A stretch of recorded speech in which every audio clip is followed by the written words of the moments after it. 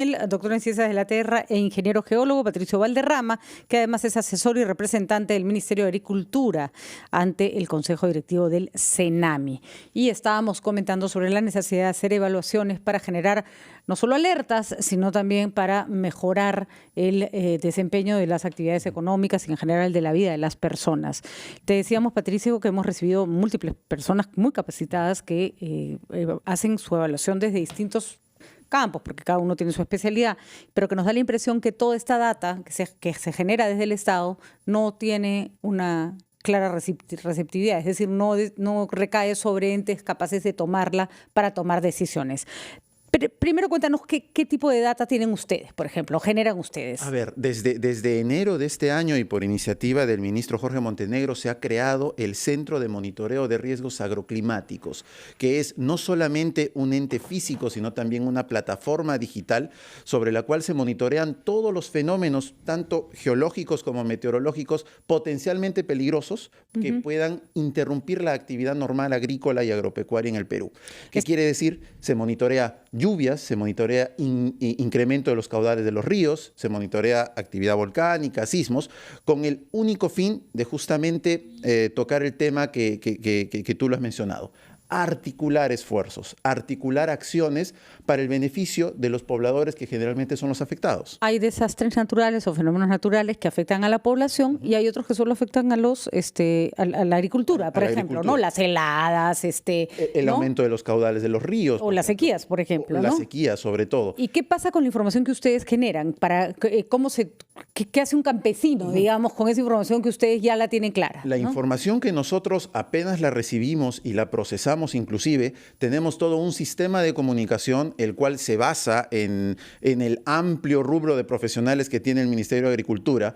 La información de, por ejemplo, el aumento de un caudal de un río. Esto se genera en el centro de monitoreo, va directamente a la Autoridad Nacional del Agua, va al COEM, va a Defensa Civil, pero también mediante la Autoridad Nacional del Agua va a la Autoridad Local del Agua. Y de ahí va a la Junta de Regantes de la zona afectada y de la Junta de Regantes se avisa directamente a los agricultores que están involucrados. Ya, dos preguntas. ¿No es demasiado largo el camino? Y segundo, ¿qué hace el agricultor con esa información? Porque le dicen, ahí te viene la lluvia. Exacto. Y ahí la información va con una serie de recomendaciones específicas para el fenómeno que está teniendo. En el caso del aumento de un caudal de un río, si es que, por ejemplo, los terrenos de cultivo están en la faja marginal, quiere decir que son terrenos que se le ha ganado al río, pues no queda nada más que ponerse a buen recaudo. Pero sí asegurar estructuras de riego, cerrar canales, cerrar bocatomas y sobre todo comenzar a activar el sistema de emergencia que está liderado por los gobiernos regionales, con los cuales tenemos una conexión y un contacto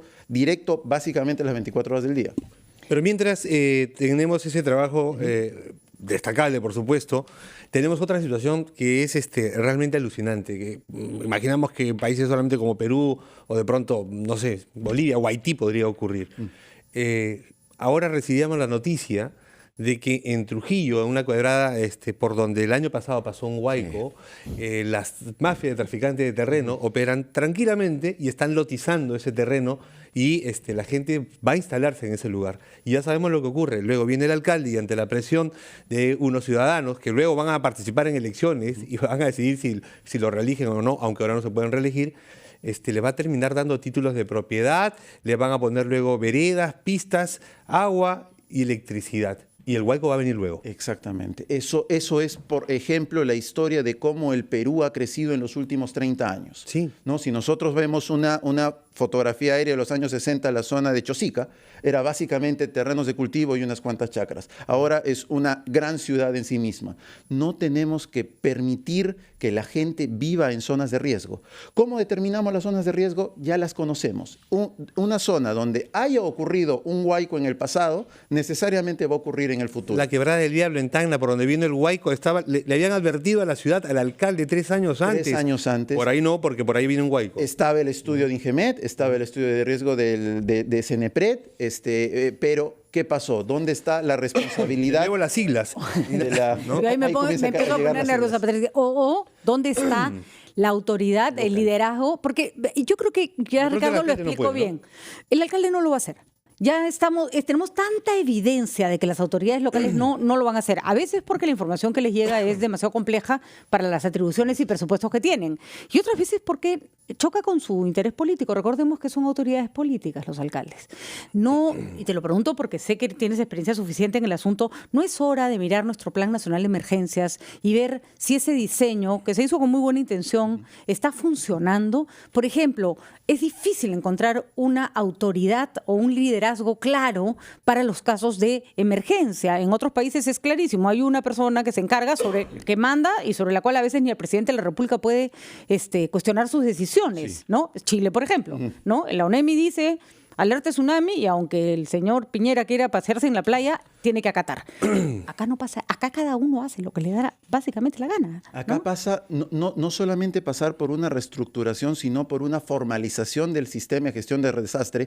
Nosotros tenemos INDECI, que ha venido funcionando correctamente en la atención de la emergencia. Exactamente. Pero es la atención, o sea, es llamar a los bomberos cuando la casa se está incendiando. Es hacer en eso hemos mejorado considerablemente. Considerablemente, es una labor loable. Pero aquí viene cómo hacemos para que la casa no se incendie. Hay que estar prevenidos. Ya todos sabemos de memoria en nuestras comunidades cuáles son las zonas de riesgo. Así es. Entonces, ¿qué hacemos respecto a eso? ¿Se va, como ustedes bien lo han dicho, se va a formalizar a la población o se va a tomar acciones ahora que es fácil, digamos, en la fase de invasión, como tú lo has mencionado, donde todavía son esteras, son gente que por la necesidad está buscando un terreno donde vivir? Tenemos que tener muchos planes, no solamente de planificación urbana, por un lado, sino un plan de planificación del riesgo territorial para que los huaicos que pasan todos los años, porque todos los años llueve en el Perú, cada vez afecten menos peruanos. Y a veces tampoco somos conscientes de que en algunos lugares del Perú la vida vale mucho menos para los propios vecinos y ciudadanos, porque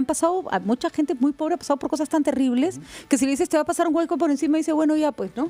Ya pues, me moriré. Sí. ¿No? Mi hijo se murió a los 5 años de sarampión, a mi esposo se lo llevó el río tratando de cruzarlo, o sea, es gente que ya que tiene una especie como de coraza contra la desgracia, que es tristísimo, ¿no? Está acostumbrado a la desgracia. Así es. Eso. Clarísimo es el ejemplo de una quebrada, aquí nomás a 25 minutos de Lima, que es la quebrada Rayito de Sol, en Chosica, ¿no?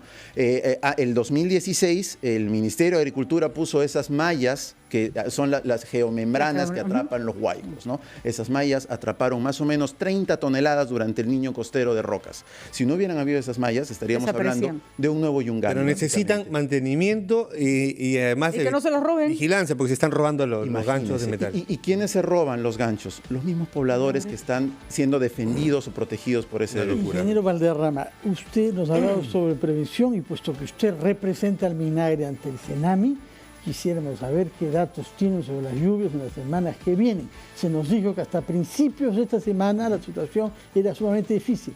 Y hemos pasado de ese periodo previsto difícil. ¿Qué sabemos sobre los días y semanas que vienen? Efectivamente, hemos tenido una temporada, la lluvia se está concentrando, el grueso de lluvias en la sierra sur del Perú. Hemos tenido precipitaciones intensas en Moquegua, en Arequipa, en Tacna, en Cusco. Los efectos los hemos podido ver. Ya estamos terminando la temporada de lluvias. El 21 de marzo acaba el verano, entonces de aquí la tendencia es a la baja. Sin embargo, hay preocupación porque en el norte del Perú no ha llovido.